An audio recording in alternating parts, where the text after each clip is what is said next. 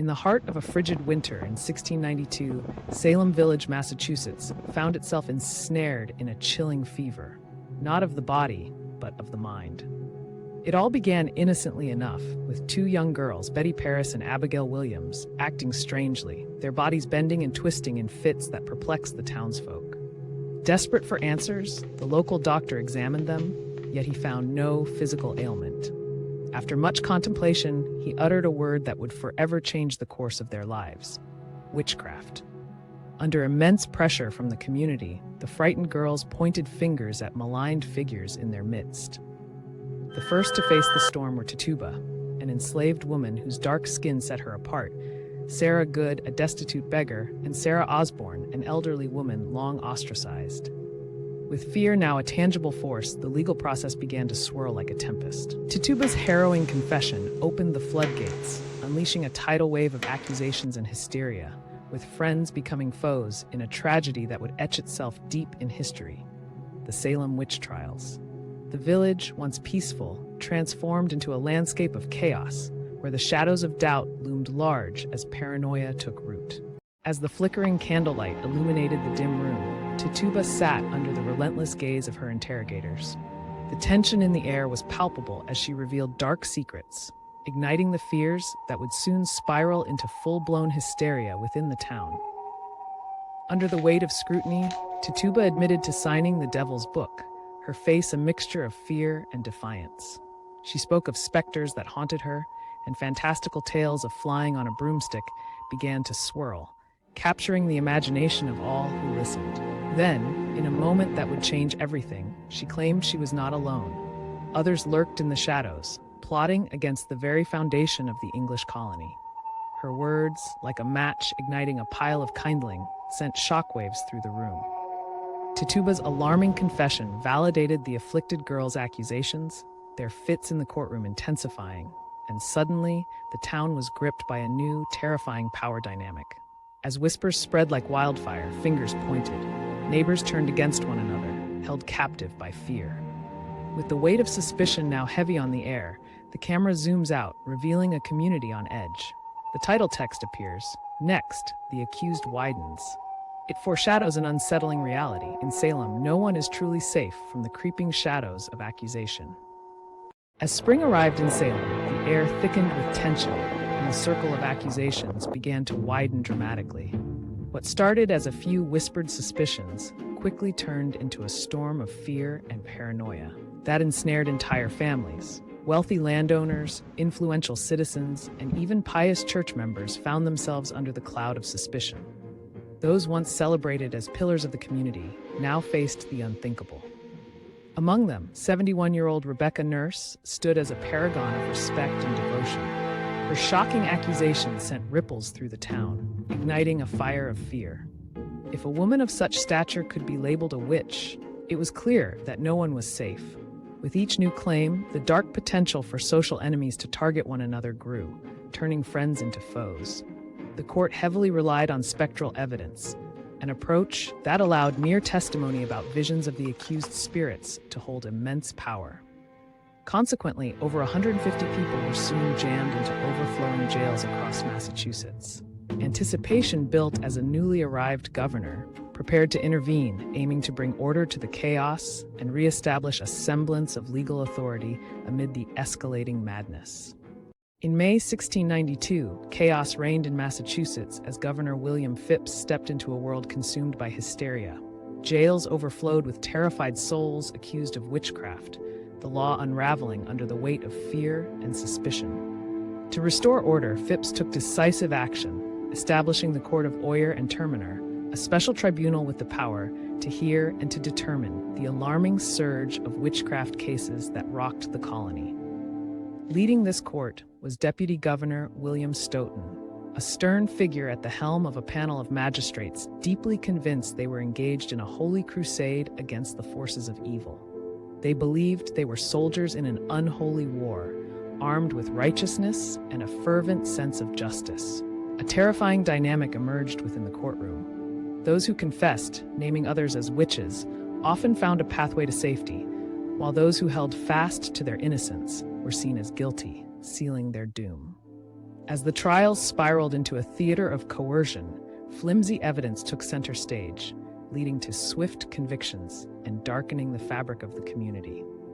The first victim of this grim process was Bridget Bishop, an unfortunate soul whose fate would herald the somber bloodshed on Gallows Hill, stirring the echoes of history long after. A portrait of Bridget Bishop emerges on the screen, her fierce gaze embodying unwavering innocence. She stood boldly against the court's oppressive game, a symbol of defiance amid chaos. On June 10, 1692, Gallows Hill became the backdrop for a dark turning point in history.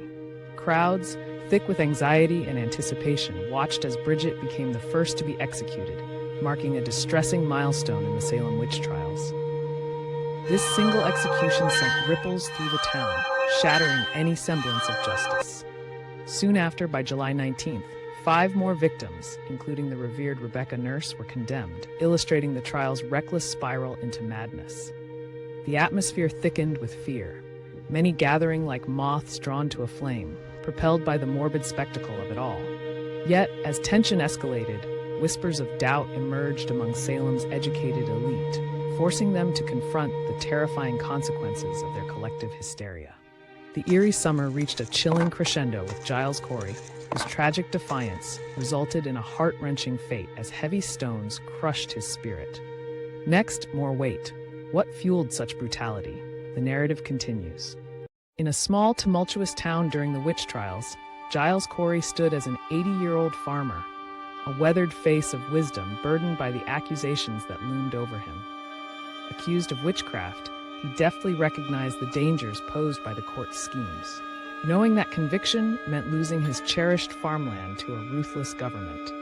Faced with an unbearable choice, Corey chose the path of defiance. Rather than plead guilty, he refused any plea, a bold move to protect his family's legacy from falling into the hands of the malicious court.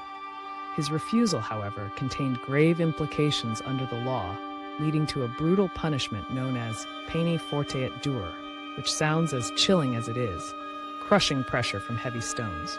As Corey was pressed beneath their weight, the agony became both a physical torment and a powerful symbol of his resistance. For 2 excruciating days, he bore the immense stress, defining his strength with one final shout: "More weight!" He died preserving his principles without ever succumbing to the corrupt machinery of the court. His horrific death became a haunting image that spread like wildfire through the community, sparking fear and outrage. It was this tragic moment that opened the eyes of the townsfolk to the severe realities of the witch trials. The chains of tyranny clinked louder as Reverend Increase Mather, inspired by Corey's fate, emerged as a formidable voice against the injustices, urging for reform and accountability. This pivotal point foreshadowed a much-needed shift in the dark tide of the trials. In the fall of 1692, hysteria over witchcraft reached a dramatic tipping point in Boston.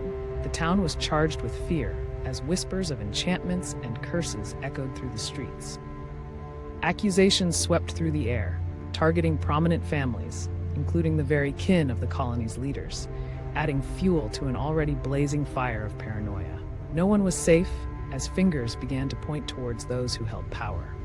The fabric of society that once felt secure now trembled, drawing in families closely associated with powerful figures like Governor Phipps. Yet amid this chaotic storm arose a calming voice, Reverend Increase Mather.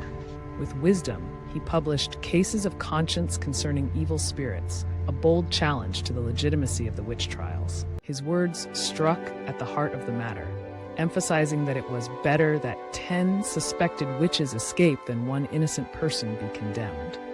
He called for an end to the reliance on spectral evidence. Moved by the turmoil, Governor Phipps took decisive action, dismantling the court of Warrior and Terminer. This act marked a turning point, halting the chilling witch hunt and its unthinkable atrocities.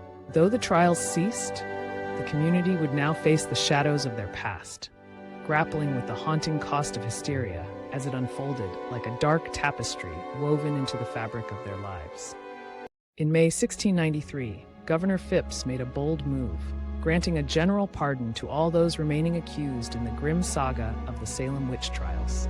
The parchment fluttered in the breeze as it was posted, a symbol of hope emerging from despair.